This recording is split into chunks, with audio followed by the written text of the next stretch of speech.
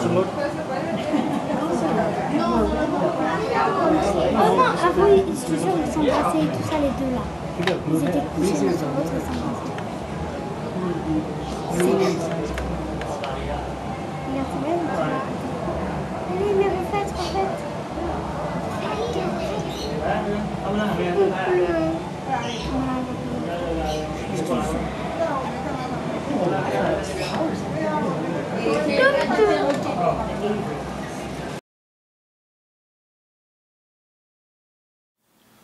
Hi, my name's Henry Cook.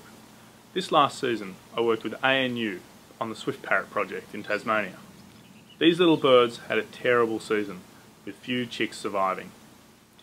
On seeing this, I and the rest of the team hatched a plan to raise some money and save these birds. What are we doing today? So today we're going to be banding the first Swift Parrots of the 2014 season. It's assuming they've survived. This area we know has sugar gliders, so it's entirely possible that they've been eaten. Feather down. Swift Parrot. This is Dr. Dejan Stojanovic, postdoctoral fellow at ANU. He's part of a team that has been researching swift parrots for the past 7 years. Part of his research involved monitoring of nest success using motion detecting cameras. The nestlings are dead. What from?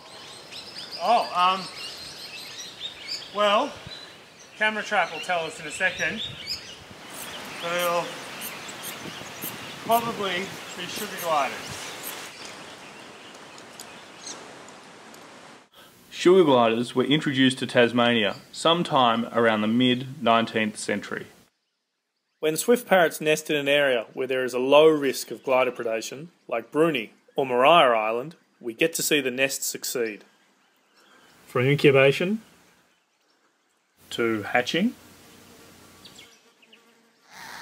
as they start to grow their feathers, and almost fledging. Unfortunately, the location of flowering blue gum and black gum dictates where the swift parrot breeds, so they can't nest on these islands every year. Which brings us to the crowdfunding. We want to do something about the nest failures. We know that sugar glider predation is directly linked to deforestation. We can't just switch off broad-scale logging in Tasmanian old-growth forest, nor can we manage the wildfires, which burn out hollows every season. We want to use nest boxes as surrogate nest hollows or research tools for the swift parrot and 2 other critically endangered birds, the 40-spotted pardalote and the orange-bellied parrot. For 40-spotted pardalotes, we want to increase the number of nest sites in some severely hollow-limited locations. For the orange-bellied parrot, we'd like to assess the risk of glider predation to known and historical breeding locations throughout Tasmania. Finally, for swift parrots, we'd like to add nesting sites to some regularly used but hollow-free feeding locations in an attempt to establish new breeding sites. We'd also like to trial some designs we have for glider-proof nest boxes. We have the manpower and the equipment to make this happen. All that is required are a lot of nest boxes. 14.5. These are Australia's rarest birds, and they all share a common threat.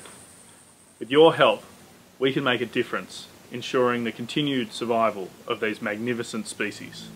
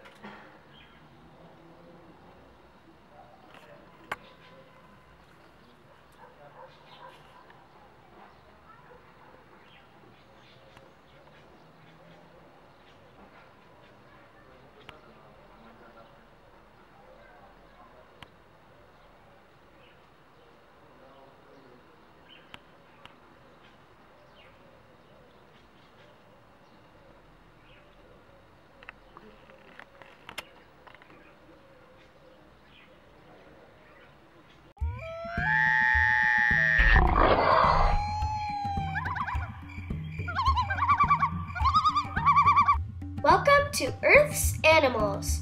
Today, we are learning about parrots.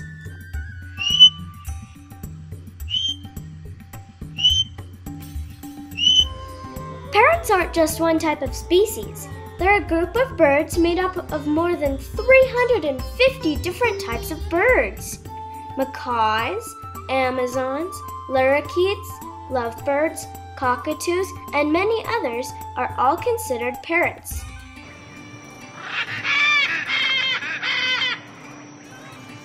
All parrots have curved beaks and have 4 toes on each foot, 2 pointing forward, 2 pointing backward.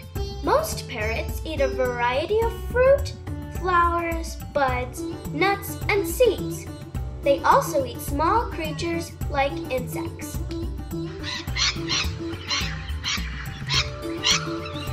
Many parrots are kept as pets. Most people prefer macaws, Amazon parrots, cockatiels, parakeets, and cockatoos. Parrots come in a wide variety of colors. Some colors are red, orange, yellow, green, blue, and white. Some parrot species are highly endangered. They are endangered because of human home construction. In other words, humans are building buildings way too close to parrots' homes.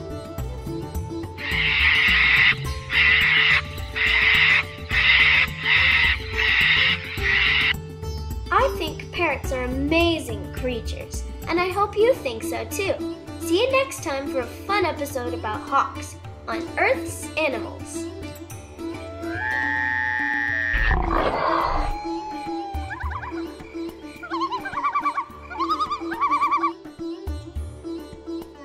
Another one I had for a couple of years, but this one here I just got her for Christmas, and